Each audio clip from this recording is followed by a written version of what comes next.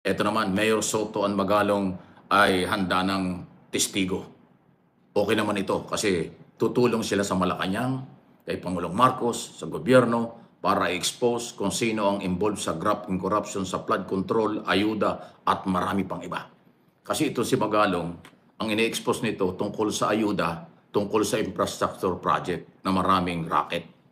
Ito namang si Soto, ang sinasabi niya, flood control program dito sa Metro Manila, lalo na sa Pasig, na ang sangkot ay mga kontraktor na politiko na talaga sila nakakuha ng malaking pera, billion, parang 30 billion yata nakuha ng taga-Pasig na kontraktor. Diba? Ang titindi po nyo. Titindi nito. Sana yung, actually kung di ako nakakamali, 12 o 17 na eh. May mga ibang mayor na nagbo-volunteer na rin, gagaya kay Magalong at Soto, para maging testigo at magsabi doon sa kanilang lugar, ginamit ng mga politiko sa national at mga kontraktor ang flood control pero wala namang project na matino. Na-expose na po araw-araw. Ayan o. So, nangunguna si Magalong at Soto. Meron pa kung di kakamali, 15 hanggang 17 mga mayors, mga probinsya, willing ding sumama dito sa laban sa korupsyon ito dahil ang mga local official, hindi man sila nakinabang, ginamit pa yung kanilang mga probinsya ng mga insertion project na korupsyon, ni-racket ng mga politiko sa national, taga DPWH at mga kontraktor. Ayan, banggaan na talaga. So tingnan natin, nagbabanggaan na po ang local, national government, pero ang kanilang pagtulong sa Pangulo nandoon pa rin yung matitinong mga mayor at yun naman po mga national senador na mga involved sa insertion at iba pa, sila naman po yung may mga halatang nagtatakip. May kakaroon daw ng initial hearing ang Blue Ribbon Committee. Tingnan natin kung paano patatakbuhin nitong si Marcoleta. Paano niya imbestigahan si Villanueva, paano imbestigahan niya si Soto, si Escudero, paano niya imbestigahan yung kapwa niya senador ng Blue Ribbon Committee. Ayan, abangan natin yan. Okay, kaya nga malakas ang panawagan, Senado, abolish na ang Senado. Ang solusyon daw dyan, charter change, baguhin ang saligang batas. Totoo naman. Kasi pag hindi nagkaroon ng pagbabago sa saligang batas, hindi ganun kadaling i-abolish ang Senado. Baguhin ang saligang batas, ang pamamaraang ma-abolish ang Senado. Ay marami na pabor na baguhin ang alisin ng Senado. So charter change ang kailangan na sinusulong ng Kongreso. Okay? So, kay Tito Sen, wala pong dude. Talagang gusto ni Tito Sen lumabas ang katotohanan. Siwalat ang itong mga tao na gumagawa ng kabulastugan sa ating gobyerno, mga kontraktor, lahat ng mga korupsyon ay para sa akin, tingin ko tama itong gagawin ni Tito Sen. Pero dito kay Mayor Magalong, medyo duda ako medyo parang alam niyo parang nagpapasikat to parang ganun ang dating. Kasi kung mapapansin po ninyo, way back last year, nagpapasikat na yun ano nga ba yung dyan? Teka, tignan ko Kasi alam ko meron akong binlag dyan patungkol kay Magalong. Tignan ko lang kung ano po yun. Binlag ko yun kasi na parang nagpapasikat. Ayun eto ang title, Chismosong Mayor ng Baguio may chinismis na naman. Mayor Magalong Marites. Ayan, bagong troll. Ayan yung yan yung kumbaga mga teka, ano ba tong topic dito? Mayor Magalong, Pambansang Marites, puro ngaw-ngaw lang. 4 months ago. Tignan nga natin kung ano yung topic dito.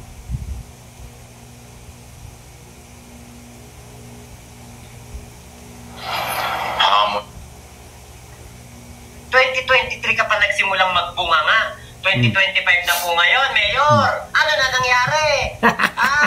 Nasaan ang demanda mo? Magpapalit na ng mga leader sa Kamara, sa Senado, wala ka pa rin naiyahain man lang kahit isang kaso sa isang tao na sinasabi mo gumagawa ng pangungurakot. Yun pala yun. Pangungurakot daw ng mga kongresista. At napansin nga natin, wala naman nangyari. Kita nyo, 4 months ago itong aking vlog. 4 months ago. Ngayon August na. O, di ano yan, March, April, May, June, July, August, hindi. Mga ano yan, mga May, o binlag yan. O, imagine niyo yung tagal na wala pa rin nagagawa tong si Magalong, di ba? Actually, meron akong narinig na, na interview niya. Yung sinabi niya na hindi daw po niya dadalhin sa Senado at sa Kongreso ang mga ebidensya niya. Alam niyo kung bakit? Ako tingin ko hearsay yung ni Magalong hearsay. Sabi niya mga contractor daw yung kausap niya Biruin mo kung hindi pa nagsalita si PBBM, hindi pa binuking ni PBBM etong mga nangyayaring kabulastugan sa DPWH Flood Control Program, hindi magsasalita si Magalong. Hindi lalabas si Magalong, di ba? Nag-expose ang ating Pangulong Bongbong Marcos, doon lang din siya lumabas ulit at nagsasalita, nagkukukuda. Pero, napakatagal niya na palang alam yan, ba't hanggang ngayon wala siyang nadedemanda? So, ibig sabihin, walang bearing yung alam ni Magalong? Baka nakakalimutan niyo, tao ni Digong yan. Bata ni Digong yan. Diba? Kaya alam niyo, hindi na ako magtaka kung soplakin siya netong si Richard Gomez. Ayan, eto. Sinoplak siya ni Richard Gomez sa cryptic post. Eto po yon. Panoorin natin balita ng bilyonaryo. May cryptic post si late Representative Richard Gomez laban sa umano'y mayor na sumasakay sa issue ng flood control projects. Dinadamay daw kasi nito ang buong Kamara sa kanyang sariling pagkukulang. Yan ang agenda report ni Dobby de Guzman. Sa pagsingaw ng anomalya sa flood control project, punching bag ni Baguio Mayor Benji Magalong ang mga congressman ng bansa. Mga congressman at taga-DPWH daw ang nakikinabang sa pag-agos ng milyon-milyong pisong pondo para sa mga proyekto.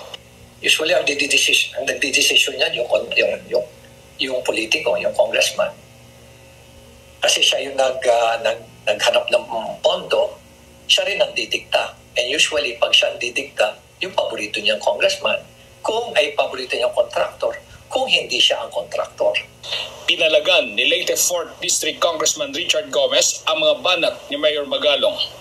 Sa kanyang Facebook post, bagaman hindi pinangalanan, pinunan ni Congressman Gomez ang pag-iingay ng isang city mayor. May ibang pakay umano ang alkalde sa pagsakay niya sa isyu ng korupsyon. Tama. Kung ito daw ay may kinalaman sa congressman ng lungsod na may nadalang mas maraming proyekto kaysa sa kanya, huwag niya raw idamay sa issue ang buong mababang kapulungan para lang magpapogi.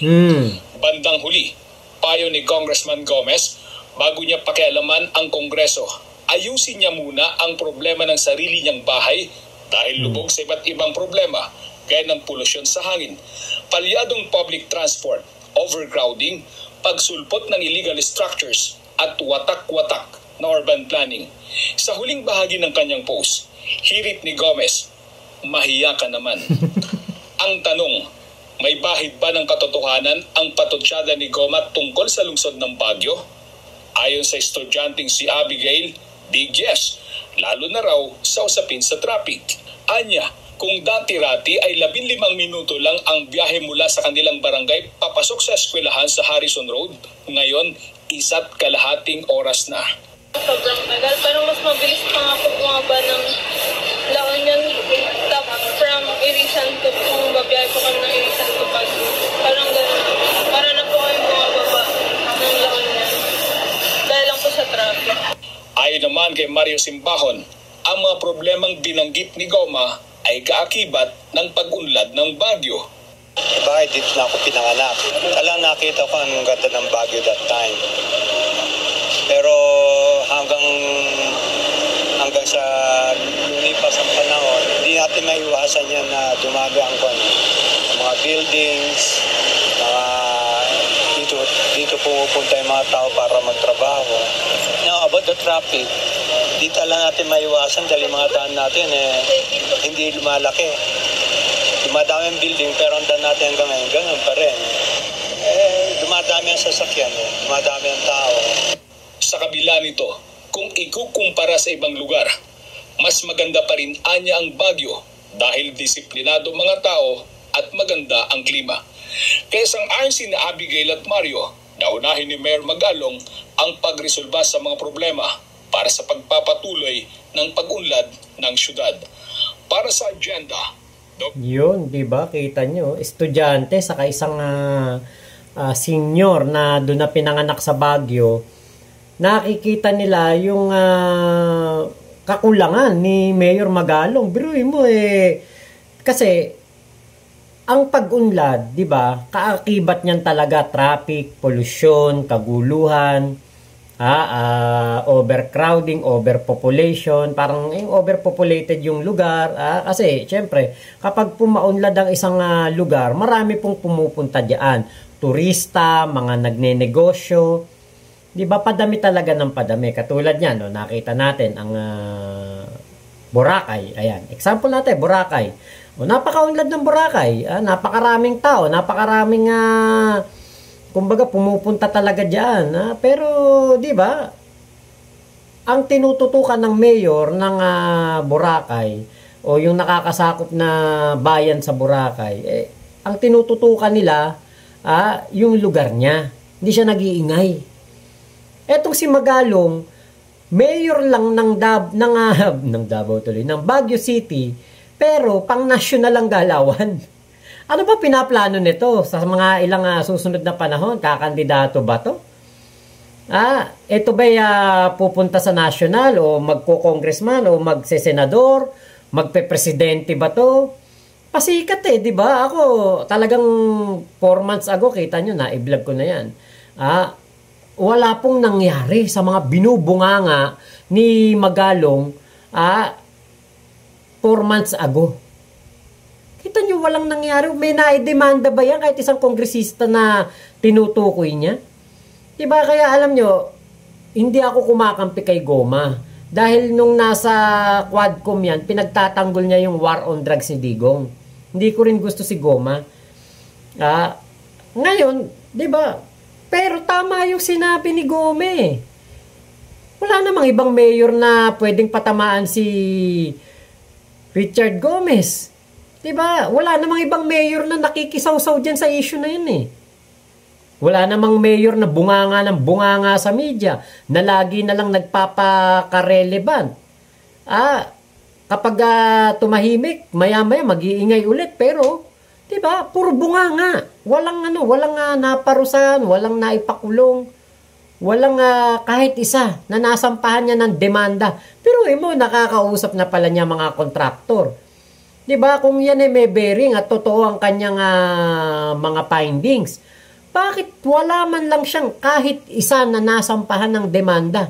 Ang kanyang manugang ay abogado. Marami siyang mga nakapaligid sa kanya mga abogado. Bakit wala siya na idemanda? Diba? Ako, wala akong against kay Magalong. Baka nga magaling talaga siyang mayor ng Baguio City kaya nanalo ulit siya. Pero diba, sana naman yung kanyang mga sinabi way back last year at ngayon, taon na ito, baka naman pwede tutuhanin mo na. Diba? Pumunta ka na nga sa Senado, nandun ka kaya para sumuporta kay Panfilo Lacson. Pero wala kang nagawa. Wala ka pa rin na ipakita, wala ka pa rin talagang wala kang nagawa sa sinasabi mong against corruption. Ngayon ito pa.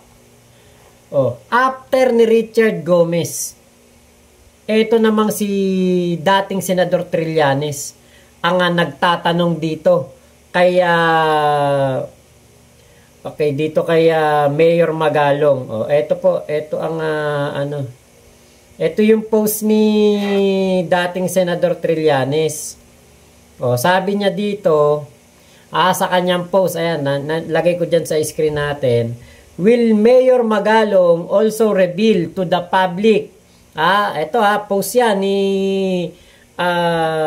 dating Senador Trillanes.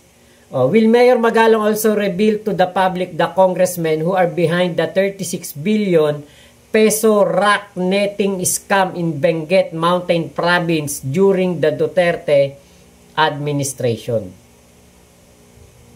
Ayan na. Oh. Kasi baka mamaya selective lang ang mga nilalabas nitong si Magalong. Baka pinipili lang niya. Baka yung kung sino lang ang gusto niyang ibunyag at yung papabor lamang sa mga Duterte ang kanyang mga ibubunyag. Pero yung mga nagawang pangungupit, pagnanakaw at mga trilyon na proyekto ni Digong na punong-puno ng korupsyon, baka wala po siyang gawin. Merong sinasabi itong si Trillanes. Actually, si Trillanes ang isa sa mga nakakaalam ng maraming korupsyon na ginawa ni Digong. Ito talaga. Pag ito nagsabi, tinototoo. Kinakasuhan niya. O di ba? Kinasuhan nga niya si Bongo ng ano ba yun? Nakalimutan ko. Graft and corruption ba yung kinaso kila Bongo sa kay Digong? Diba? Ayan. Mismong si Trillanes ang nagkakaso. Hindi po ito nagbubunga nga lang. Sinabi niya, may warrant to pare si Digong. Hindi ura-urada na. Sinabi niya ngayon, kinabukasan, meron na talaga. Pero nagkatotoo. Meron talaga at ayan ang katibayan na si Digong hanggang ngayon nabubulok po sa kulungan doon sa The Hague. Diba? Itong si Magalong, kailan pa ito nagsabi na mayroong korupsyon? Kailan pa ito nagsabi na may mga magnanakaw sa gobyerno? Puro press release, puro pa interview. Pero kita nyo, kung hindi pa nagsalita ang ating Pangulong Bongbong Marcos, wala siya. Sinisigundahan niya lang ngayon ang ating Pangulong Bongbong Marcos. At karamihan ng kanyang mga inilabas, ewan ko lang kung kinokopya niya lang to kay Panfilo Lacson.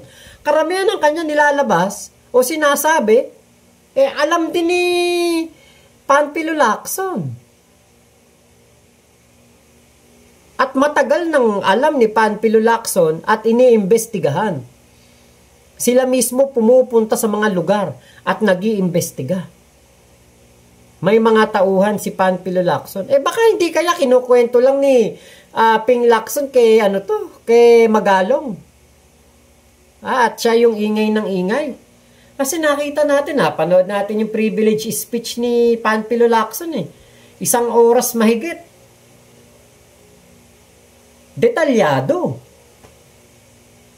Diba? Pero alam nyo, nung narinig ko yung interview ni Magalong dun sa bilyonaryo, sabi niya, hindi ko dadalhin to sa sa Senado, saka sa Kongreso. Siguro wag mong dalhin. Diba? Wag mong dalhin. Actually, hindi nga rin siya pinapansin ni PBBM Kasi ang ating Pangulo, hindi naniniwala sa hearsay. Siya mismo ang nag-i-inspeksyon. Siya mismo ang pupunta sa mga lugar na sinusumbong ngayon ng ating mga kababayan. Kasi, kung ang pagbabasihan niya ay yung sinasabi ni Magalong, wala nangyari. Matagal niya na itong binubunganga, walang ginawa.